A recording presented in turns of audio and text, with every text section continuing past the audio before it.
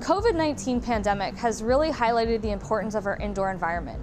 There's really been an indoor air quality revolution where all of a sudden everyone is paying so much attention to our indoor spaces. I direct the Indoor Environmental Quality Research Group, and we study the indoor environment, primarily microbial exposures, but also indoor chemical exposures. On the engineering side of my research, we're trying to understand fundamentally what's happening in the indoor environment. We'll go around the state of Ohio and collect carpet samples from homes, bring them back to the lab, and incubate them at different relative humidity conditions and see what the microbes do. We'll also look at chemical exposures in the indoor environment. For instance, we'll study formaldehyde sensing in the indoor environment or interactions between the microbes and chemicals right underneath our feet. OSU has been amazingly supportive of my research. First of all, for the COVID-19 monitoring project, they've allowed us to go around campus and collect these 50 plus samples every week and understand how our novel monitoring system is going to work, which not only helps the campus community understand COVID-19 and what's going on campus, but also helps us build out this system so it can be more broadly implemented around the world.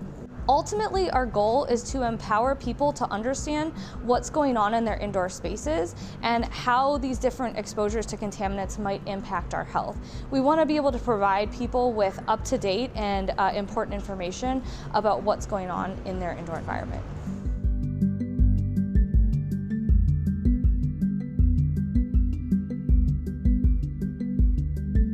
My research is focused on diabetes technologies and understanding how people use these technologies to self-manage this incredibly difficult condition.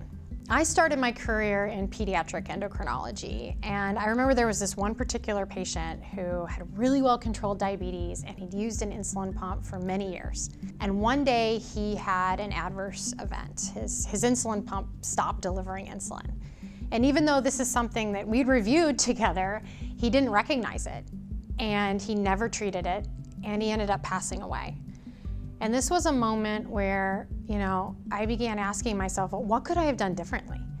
And then I asked, well, what can we do differently? How can we potentially improve this system? How could we potentially deliver education in a more effective way? OSU is just this incredible place because you're able to work clinically beside researchers that are doing incredibly brilliant, innovative things, and it made that research, it made that innovation seem tangible to me. So even when I started off as a clinician, the notion that I could do big things like that seemed like a realization to me because innovation is all around here at Ohio State. I believe that diabetes technologies are the solution to improving outcomes for people with diabetes, but we have to provide support. We have to provide education. And I believe that if we provide those things and we give them access to high quality education and support, we will see improved outcomes for people with diabetes in the future.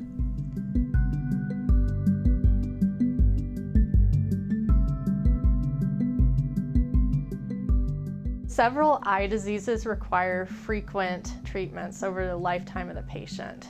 For diseases like age-related macular degeneration and other retinal diseases, this sometimes includes frequent injections straight into the eye. So these injections could occur as frequently as every month.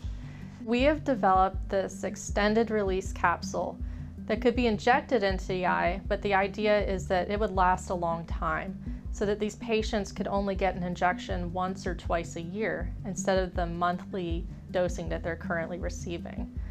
For this extended release capsule, I worked closely with Dr. Matthew Orr in ophthalmology at Ohio State, and he let me know about the frequency of injections that these patients were receiving. And I thought that there had to be a way that I could use my background in polymers and in eye research to help solve that problem. The team at the Office of Innovation and Economic Development has been instrumental in helping me to patent my ideas, and they've also helped us to license the technologies to a startup company to help bring these things to the patients. Ultimately, I hope that this technology will improve quality of life for patients, helping them to visit the doctor less often and preserve their vision.